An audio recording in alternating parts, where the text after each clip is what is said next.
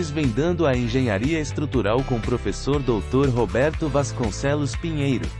Com o apoio do CREA Mato Grosso e das escolas QI Pós-Graduação e IBEC.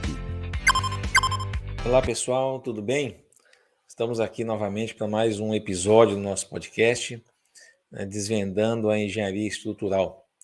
E queria, pessoal, mais uma vez agradecer a todos. Nós já estamos aí com 217 inscritos. Isso é muito bom, isso significa que o pessoal está assistindo, né, que estão divulgando, e agradeço a vocês, tá? E eu peço também que continue divulgando para os seus colegas, amigos, o nosso canal, que é uma maneira de a gente poder levar um pouquinho mais o nosso conhecimento desses quase 30 anos de profissão, né, para os mais novos ou até aqueles mesmo que já estão um pouquinho mais na vida profissional, mas muitas vezes se perdem ao longo do caminho e, né, sobre conceitos, e aí um pouco de conceito, uma relação entre conceitos e práticas, né, da engenharia, né, ajuda a reavivar, né, os nossos conhecimentos. Então, sempre que vocês puderem divulgar, eu agradeço, né? Bem, pessoal, eu queria, antes de começar esse episódio, eu gostaria de fazer um convite a vocês. A Escola QI Pós-Graduação, junto com a FATESP, estão lançando um curso de especialização, um curso Lato Sensu. O nome desse curso é Estrutura de Concreto Armado, de Aço e de Fundações, Projetos e Patologias. Então, esse curso tem o objetivo principal de ensinar como é que se faz projetos, tanto de peças, de elementos de concreto armado, como de fundações, como de estruturas de aço. Então, o enfoque é o projeto, a elaboração de projeto e as patologias que podem originar em cada um desses elementos, caso o projeto não seja bem elaborado, né? Então, nesse curso, é um curso com 14 disciplinas, tá certo? Nessas disciplinas serão abordadas uma disciplina específica para ações de segurança nas estruturas, duas de vigas de concreto armado, uma disciplina de laje, outra de ações de ventos e edificações de edifícios altos, né? Uma outra disciplina só pilares e análise global de edifícios, uma de fundações, especificamente fundações do ponto de vista geotécnico, duas disciplinas de estruturas de fundações, uma superficial, será abordada sapato e radier, e a outra profunda, que seria com blocos de transição e blocos de colamento sobre estacas, e três disciplinas específicas para estruturas de aço, uma abordando a NBR 8800 e a outra abordando a 14762, que é de chapas dobradas, e uma disciplina específica para ligações em estruturas de aço. E a última disciplina desse curso diz respeito a patologias, reparo e reforço de estruturas de aço e de concreto. Ou seja, uma vez a patologia instaurada, né, como se faz para reparar ou reforçar, né, as estruturas de aço e de concreto armado. Então vai ser um curso bem interessante, um curso rápido, e com isso vocês vão ter assim, uma habilidade maior para fazer projetos, tá bom? E bem como analisar aí recuperação de estruturas. Bom, pessoal, eu vou deixar aqui o contato para vocês da Escola QI Pós-Graduação, e aí vocês entram, façam esse contato e tiram mais informações a respeito do curso, tá bom? Mas eu posso avalizar para você que será um curso bem interessante, vale a pena se informar, tá joia? Bem, entrando agora então no assunto propriamente dito desse episódio, hoje nós vamos falar um pouquinho sobre o comportamento conjunto dos materiais, né, entre o concreto e o aço. E para isso a gente precisa entender alguns conceitos, tá bom? Esse assunto, pessoal, nós vamos dividir em 2 episódios, porque é um assunto bastante longo e para não ficar muito cansativo, então a gente vai dividir em 2 partes, tá? De hoje vamos ficar numa parte mais introdutória, mas alguns conceitos extremamente relevantes no que diz respeito à aderência e ancoragem, e no próximo episódio vou passar para vocês como é que se calcula a força a ancorar, né? E como todo esse processo de cálculo de mais uma etapa importante dentro do projeto estrutural deve se desenvolver, tá certo? Então, só para a gente poder começar então esse assunto sobre comportamento conjunto dos materiais, ele é tão importante, pessoal, quanto o que nós já falamos atrás nos demais episódios, ou seja, nós já falamos sobre a análise das tensões normais dentro de uma viga, e dentro das lajes. Falamos da análise das tensões tangenciais nas vigas e nas lajes, ou seja, primeiro falamos o que é que o comportamento do momento fletor dentro do elemento e depois como que a gente abordava o comportamento do esforço cortante dentro desse mesmo elemento. Agora, utilizando todos esses conceitos que já foram comentados anteriormente, como é que nós vamos abordar dentro desse comportamento, dessa análise que é a ancoragem das barras dentro da massa de concreto, tá certo? Então, essa é extremamente importante, esse tópico. Então, vamos lá, pessoal. Antes de a gente falar sobre alguns conceitos mais técnicos, eu queria falar sobre algumas definições para vocês, tá bom? Então, vamos lá. Em primeiro lugar, o que seria aderência? Pessoal, a aderência nada mais é do que o impedimento do deslizamento relativo entre a barra e a massa de concreto que envolve essa barra. Ou seja, se eu não tiver este conceito, se não tiver essa propriedade no meu concreto, na relação concreto-aço, eu não tenho ancoragem, ou seja, a minha barra não para dentro dessa massa de concreto. Então, ainda bem, né, que quando criaram o cimento e a partir daí essa estrutura chamada de concreto armado, existe essa propriedade que se dá-se o nome de aderência, né? É isso que permite que a barra fique dentro da massa de concreto, tá bom? Então, a aderência nada mais é do que isso, do que o impedimento desse deslizamento relativo entre barra e massa de concreto que envolve essa barra, tá bom? Bem, um outro conceito extremamente importante é a ancoragem. O que é a ancoragem?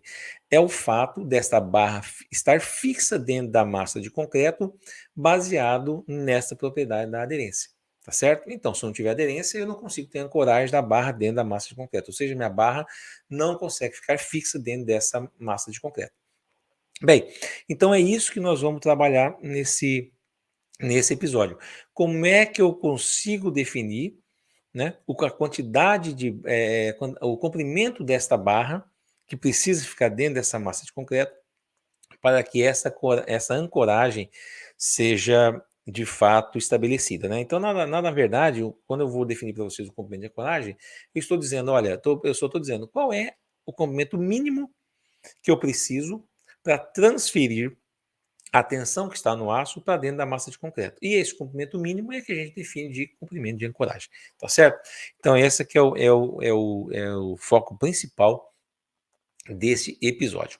Então, vamos lá, pessoal. A partir de agora, nós vamos começar a comentar sobre alguns outros conceitos que são necessários para a gente entender, né, como que tudo isso funciona, tá certo?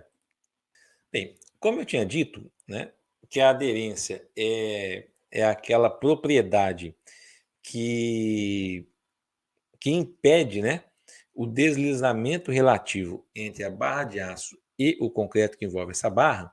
Esta aderência, na verdade, para a gente poder quantificar essa aderência, teoricamente, divide-se em 3 parcelas de aderência, tá certo? Mas no final das contas, quando a gente for calcular o comprimento de ancoragem que depende dessa aderência, todas essas 3 parcelas que eu vou comentar agora estão todas embutidas num único conceito, num único valor, num único número, tá bom? Nós vamos aprender como é que se faz isso logo adiante. Então, esse tipo de aderência, teoricamente, é dividida em 3 parcelas. Primeiro, o que se chama de aderência por adesão, como vocês podem ver nesse slide aí. Na verdade, essa aderência por adesão nada mais é do que aquela aderência que ocorre entre a massa de concreto e a barra de aço pelas reações físico-químicas da nata de cimento em contato com essa barra de aço. Ou seja, quando está tendo uma pega do cimento e ocorre essa reação físico-química da nata de concreto, de cimento, né? Ou seja, a mistura da água com o cimento, ocorre essa aderência por adesão, tá bom? Vocês podem ver de forma esquemática, né? Essa primeira figurinha superior à esquerda, onde você tem uma força de tração aplicada num bloco de concreto, uma massa de concreto, em relação a uma placa de aço ou uma barra de aço, né? E esse impedimento desse descolamento é dado por esse tipo de aderência definido como adesão, tá certo? Uma segunda forma de aderência é dada por atrito, é um conceito um pouquinho diferente, né? Você pode ver nessa figura superior à direita. O atrito nada mais é do que a pressão provocada pela massa de concreto ao redor dessa barra de aço, bem como devido ao contato, ao atrito provocado entre o contato dos dois materiais. Ou seja, ao jogar o concreto dentro de uma forma, por exemplo, esse concreto tem uma determinada massa, essa massa gera uma pressão como vocês podem ver nessa figurinha, ao redor, de forma radial ao redor dessa barra, e além disso também, o atrito entre esses dois elementos provoca uma tensão, né, uma pressão atuando paralela à superfície dessa barra. Então, essa composição entre essa tensão horizontal paralela à superfície da barra, bem como o peso da massa do concreto ao redor dessa barra, gerando essa pressão, esses dois efeitos é um tipo de aderência definido como aderência por atrito, tá bom? E por último, uma terceira forma de aderência, que é a aderência mecânica, é dado justamente pela forma desta superfície da barra aonde o concreto está tendo contato, tá certo? Se essa superfície for mais rugosa, mais irregular, por assim dizer, eu tenho uma aderência maior. Se essa barra for uma barra lisa, por exemplo, eu tenho uma aderência menor. Tudo isso vai estar quantificado através de alguns coeficientes que nós vamos ver adiante, tá bom? Então, em resumo, pessoal, a aderência entre massa de concreto e barra de aço é dada por esses três tipos, né? Ou seja, adesão, que é pela reação físico-química da nata de cimento durante a pega do concreto, né? O segundo tipo de aderência é por atrito, né, em função da massa do concreto e do contato entre os dois elementos através dessa superfície da barra de concreto, da barra de aço. E por último, a aderência definida como tipo mecânica, que depende da conformação superficial dessa barra, ou seja, do formato da superfície dessa barra, se tem mais ou menos atrito. Ok? Somado a tudo isso, então eu consigo chegar num valor, nós vamos ver a seguir o valor dessa aderência entre massa de concreto e barra de aço. Ok? Então, essa aderência, pessoal, ela provoca um conceito chamado tensão de aderência, né? Ou seja, o quanto que ela é capaz de aderir, né, entre massa de concreto e barra de aço. E esse conceito foi obtido, então, a partir esse conceito, né, e esse entendimento desta aderência da massa de concreto em relação à barra de aço, foi feito através de um ensaio mostrado para vocês através desse slide número 2, né, onde vocês podem ver esse gráfico, onde nos eixos das abscissas você tem um comprimento necessário para dissipar toda a tensão do aço na massa de concreto, e no eixo das ordenadas, no eixo vertical, a gente tem um eixo da tensão de aderência gerada ao longo do comprimento dessa barra, quando essa barra está solicitada por tração ou por compressão. Nesse caso em particular, foi ensaiada uma barra à tração, como você pode ver nesse esqueminha aí dessa figura, tá? Então veja como que a gente deve entender esse gráfico. No início, você pode ver, dado por essa linha azul, que é a variação da tensão de aderência ao longo do comprimento da barra.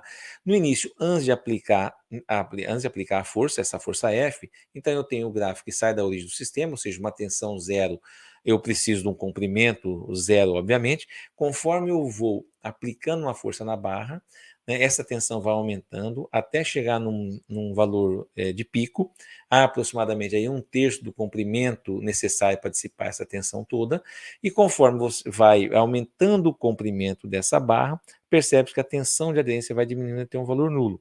Então, com esse ensaio, pessoal, obteve-se então o conceito de comprimento de ancoragem, que é esse valor LB. Ou seja, qual é o comprimento necessário dessa barra dentro da massa de concreto para que essa tensão toda atuante na barra seja dissipada na massa de concreto através dessa propriedade de aderência. Ok?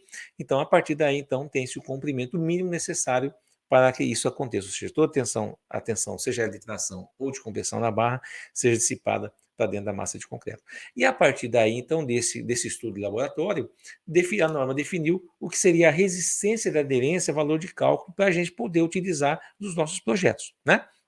E lá no item 9321, a norma traz esse conceito, ou seja, que a minha resistência de aderência, o valor de projeto, depende do FCK do concreto, mas na expressão é dado através da resistência à tração desse concreto que está sendo utilizado, tá? Utilizando o valor característico do ramo inferior da curva de Gauss, tá certo? Ou seja, aquele valor que está à esquerda do valor máximo da curva de Gauss, né? Então, esse valor a gente chama de FCTK inferior, ou seja, resistência do concreto à tração, né, valor característico, valor inferior da curva de Gauss. tá bom? Então, a partir desse valor, que é dado nessa expressão que vocês podem ver nesse slide, como 0,15 vezes o FCK elevado a 2/3, tá certo?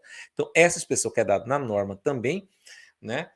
Lá na norma é dado no item 825 da norma, então vocês conseguem tirar essa expressão que está mostrada para vocês sobre o FCTD lá na norma, no item 825, e no item 9321 da mesma norma, você obtém o valor da resistência de aderência de cálculo, que por sua vez, além de depender do FCK do concreto, indiretamente, depende também diretamente da resistência à atração do concreto, o valor do projeto, também depende de outros 3 fatores, que nessa expressão é dado pelos coeficientes eta1, eta2 e eta3. E o que vem a ser esses coeficientes, pessoal? Esse é muito importante para a gente entender tudo que foi dito até agora.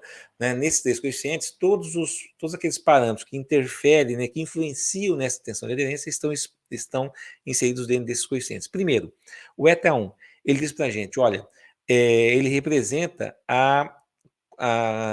o formato da superfície dessas barras, ou seja, a conformidade superficial dessa barra. Então, se eu tiver uma barra lisa, esse eta1 vai valer 1, que é a minha referência, tá certo? Se eu tiver uma barra entalhada, esse valor de eta1 vai ser 1,4. Se eu tiver uma barra nervurada, esse coeficiente eta1 terá o valor de 2,25. Tudo isso é dado em norma. Então, em resumo, eu tenho o eta1 para a barra lisa no valor 1, para a barra ranhurada eu tenho 1,4, para a barra nervurada eu tenho 2,25, tá bom? Ou seja, eta1, então, está diretamente ligado com a conformação superficial dessa barra. O eta2, pessoal, ele tem ele relaciona se essa minha barra de aço está inserida na massa de concreto numa região de boa aderência ou má aderência. Eu vou mostrar para vocês no próximo slide quais seriam as regiões de boa e de má aderência, tá bom? E o eta3, na verdade, ele está diretamente relacionado com o diâmetro da barra. Para barras com diâmetro inferior a 32 milímetros, o eta3 vale 1. E para barras com diâmetro de 32 milímetros ou mais, esse valor do eta1 ele é reduzido, tá certo? Com base no diâmetro da barra. A norma traz também essa expressão, esse cálculo essa formulinha para o cálculo do eta3, tá bom? Então, pegando esses 3 coeficientes, multiplicando entre si e multiplicando também pela resistência do concreto à tração, valor de projeto, vocês obtêm, então, o valor de resistência de aderência de cálculo, tá certo? É dessa forma, então, que se obtém o valor da resistência de aderência. Bom, particularmente, nesse próximo slide, vocês vão estar vendo quais são as regiões de boa e má aderência dessa peça. Bom, vamos lá para a gente entender essas figurinhas, pessoal. Eu vou dividir primeiro em 2 situações. Aquelas barras que estão com um ângulo maior do que 45 graus em relação à horizontal, e para aquelas barras, que é bem típico do caso de pilar, e para aquelas barras que estão com um ângulo em relação à horizontal menor do que 45 graus, que é bem típico no caso de lajes e vigas, tá certo? Então vamos lá. Todas as barras, pessoal, todas as barras que têm uma inclinação acima da horizontal, em relação à horizontal, acima de 45 graus, essas barras, essa região de ancoragem é uma região de boa aderência, tá certo? Portanto, o valor do eta2 vai valer 1, tá? Isso é sempre. Ou seja, no caso, um exemplo prático disso, quando eu tenho a barra de um pilar inserido dentro da fundação, seja na sapata, seja no bloco de coroamento de estacas, sob estacas, essa região sempre será de boa aderência. Por quê? Porque o ângulo entre a barra vertical desse pilar e o bloco, né, a horizontal, ela é de 90 graus. Então, acima de 45, região de boa aderência, portanto, o eta2 vale 1. Tudo bem? Bom, a segunda situação, quando eu tenho barras inclinadas em relação à horizontal com um ângulo menor que 45 graus. Vamos colocar o ângulo zero, por exemplo, que seria o caso das barras horizontais, né? As longitudinais das vigas e das lajes, por exemplo. Aí eu vou, nessa segunda etapa, né? Quando eu tenho umas barras horizontais, por exemplo, eu vou dividir em 2 outras parcelas. 3 outras parcelas, melhor dizendo. Quando eu tenho a altura ou espessura do meu elemento menor ou igual a 30 centímetros, quando eu tenho a altura ou espessura do meu elemento maior do que 30 centímetros e menor do que 60 centímetros, e uma terceira situação, quando eu tenho a espessura do meu elemento ou a altura da minha viga, por exemplo, maior do que 60 centímetros, tá bom? Então vamos lá. Começando pela primeira situação, aonde o meu H, ou seja, a minha altura da minha viga, ou a minha espessura da laje, for até 30 centímetros. A norma diz o seguinte: todas as barras que estão inseridas nesta massa de concreto estão numa região de boa aderência, que na nossa figurinha, nesse slide que vocês estão vendo, essa região não achurada, essa região branca, tá? Então, nesta região, eu tenho para essa situação de espessura ou altura do meu elemento, da minha viga, menor ou igual a 30 centímetros, toda essa região é região de boa aderência. Portanto, o valor do eta 2 é igual a 1. Bom, a segunda situação, quando eu tenho uma altura de uma viga ou uma espessura de uma laje maior do que 30 e menor do que 60 centímetros. Então, a norma diz o seguinte, olha, sempre os 30 centímetros inferiores é uma região de boa aderência. Portanto, eta 2 igual a 1. Isso quer dizer o seguinte, que todas as barras positivas das minhas vigas e das minhas lajes estarão posicionadas numa região de boa aderência, portanto, no cálculo da tensão de aderência, eu vou usar o eta 2 igual a 1. Para as barras negativas das vigas e das lajes, que estão inseridas nesta diferença, por exemplo, eu tenho uma viga de 40 centímetros de altura. Os 30 centímetros inferiores região de boa aderência, os 10 superiores de má aderência. Então, a armadura negativa dessa viga deverá ser multiplicada para o cálculo da tensão de aderência igual a 0,7. Se eu tenho um outro exemplo, eu tenho uma viga de 50 centímetros de altura, ou seja, está entre 30 e 60. Os 30 centímetros inferiores, região de boa aderência, eta 2 igual a 1. Os 20 centímetros superiores, região de má aderência, θ 2,07. Ok? Bom, e na última situação, quando eu tenho a minha viga maior, uma altura maior do que 60 centímetros, uma laje bem espessa com altura maior do que 60, aí inverte. Sempre os 30 centímetros superiores serão região de má aderência, portanto, eta 2 igual a 0,7. E todo o restante da parte inferior do meu elemento, uma região de boa aderência. Exemplo, uma viga com 80 centímetros de altura. Eu tenho 30 centímetros superiores de região de má aderência, eta 2 igual a 0,7. E os 50 centímetros inferiores, região de boa aderência, eta 2 igual a 1. Entendeu, pessoal? Então, dessa maneira, eu consigo identificar qual é o valor do eta 1, que depende da conformação superficial da barra, que pode valer 1, 1,4 ou 2,25, ou seja, barra lisa, barra ranhurada e barra nervurada, respectivamente. Região de má aderência, que depende do boa má aderência, que depende do eta 2, conforme esse slide que eu comentei com vocês, slide 3, né? E o eta 3, que depende do diâmetro da barra, ou seja, com barras de diâmetro inferior a 32 milímetros, eu tenho eta 3 igual a 1. Barras com diâmetro de 32 milímetros ou mais, eu tenho uma redução no valor de eta 3, melhor dizendo, que está especificada na norma 6118, ok? Então, dessa forma, pessoal, eu consigo calcular a minha tensão de aderência valor de projeto, que vai ser muito importante, como vocês podem ver nesse slide número 4, para poder calcular o comprimento de ancoragem, que é o valor que nós estamos procurando, né? Então, para a gente poder fechar esse episódio, eu quero comentar com vocês esse slide número 4, que é qual é o comprimento mínimo necessário para que uma barra fique dentro da massa de concreto. Ou seja, para que a minha barra, a tensão que ocorre na minha barra, seja de tração ou de compressão, ela seja dissipada dentro da massa de concreto sem que haja o deslizamento relativo entre os dois materiais. Tudo bem, pessoal? Então vamos lá. Eu tenho dois valores. Primeiro, o que seria o comprimento básico, de ancoragem básico, dado pela norma, como a letrinha L e o índice B? É o comprimento mínimo de uma barra reta para que não ocorra o deslizamento relativo entre a barra e o concreto, ou seja, para que o comprimento mínimo para que toda a tensão que ocorre no aço, devido à força axial que atua nessa barra de aço, seja transferido para a massa de concreto através da tensão de aderência, ou seja, através da resistência de aderência, né? Bom, vamos lá. Como que eu calculo esse comprimento básico? Então, vocês podem ver nessa expressão que depende do diâmetro da barra, que é o φ, depende do FYD, que é a tensão de escoamento do aço, e depende também da tensão de aderência de projeto, que é o FBD. Né? Então, com todos esses parâmetros aí, que eu já comentei, que estão embutidos nesses parâmetros dessa forma LB, eu consigo achar qual é o valor mínimo desse comprimento de ancoragem. E vale lembrar, pessoal, que esse comprimento, esse LB, ele não pode ser inferior a 25 vezes o diâmetro da barra. Por exemplo, Se eu tiver uma barra de 10 milímetros a ser ancorada, esse LB não pode ser inferior a 25 centímetros, que seria o 25 vezes a 1 centímetro da barra, que é o diâmetro da barra. Se eu tiver uma barra de meia polegada, ou seja, um diâmetro aproximadamente de 1,25 centímetros, esse LB não pode ser inferior a 31,25, seria o 25 vezes o 1,25 do diâmetro da barra, e assim por diante, tá bom? Então, eu faço o cálculo LB e verifico com este diâmetro, com o diâmetro dessa barra. Tudo bem, pessoal? Bom, esse é o comprimento da barra reta, tá certo? Agora, a norma também permite que se use alguns artifícios para poder reduzir esse comprimento.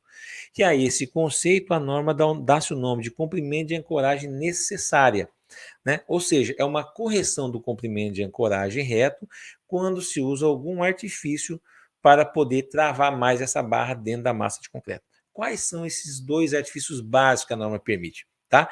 Ela diz o seguinte, olha, se eu tiver na extremidade dessa barra sendo ancorada um gancho, seja ele, depois vamos falar um pouco mais sobre o gancho no próximo episódio, eu vou mostrar os tipos de gancho que tem, mas de maneira geral, qualquer tipo de gancho que eu tenha nessa extremidade da barra longitudinal, desde que esse gancho, né, tenha um ângulo mínimo de 90 graus entre o gancho e o eixo da barra, né, isso já faz com que eu consiga reduzir esse comprimento de ancoragem.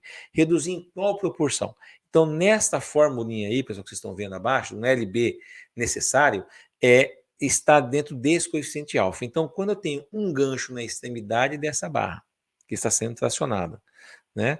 E esse gancho tem um ângulo mínimo de 90 graus entre o gancho e o eixo da barra, esse alfa pode ser adotado num valor igual a 0,7, ou seja, eu posso reduzir 30% do meu valor do LB. Se eu tinha um valor, por exemplo, de 30 centímetros, né, eu posso usar agora um comprimento reto de 21, que seria 0,7 vezes 30, né? Ou seja, eu reduzo 30% desse comprimento, ou seja, eu preciso de menos espaço para poder garantir a ancoragem da minha barra, ok? Além disso, esse alfa, se eu tiver este gancho e ainda soldar uma barra transversal a esse gancho, por exemplo, né, eu passo a reduzir mais ainda o meu comprimento de ancoragem. A norma diz o seguinte, olha, você tem um elemento mecânico a mais, um dispositivo mecânico a mais, para poder impedir o deslizamento da barra de dentro da massa de concreto. Então, esse alfa passa a ser igual a 0,5, ou seja, eu reduzo pela metade o comprimento básico de ancoragem, tá? Então, se eu usar o gancho juntamente com esse dispositivo mecânico de ancoragem, que seria uma barra soldada perpendicular a esse gancho, eu poderia reduzir um pouquinho mais o comprimento de ancoragem, ou seja, eu baixaria de LB para meio LB, ou seja, o meu alfa passa a ser a 0,5, tá bom? Então, resumindo, quando eu tenho apenas um gancho, eu tenho o alfa igual a 0,7, se eu tenho o gancho mais um dispositivo mecânico soldado a ele, de forma perpendicular, eu passo a ter um alfa igual a meio. E além disso, pessoal, a norma também faz uma outra relação. Que relação seria essa? Nós vamos aprender no próximo episódio como é que eu calculo esse AS calculado. O que seria o AS calculado?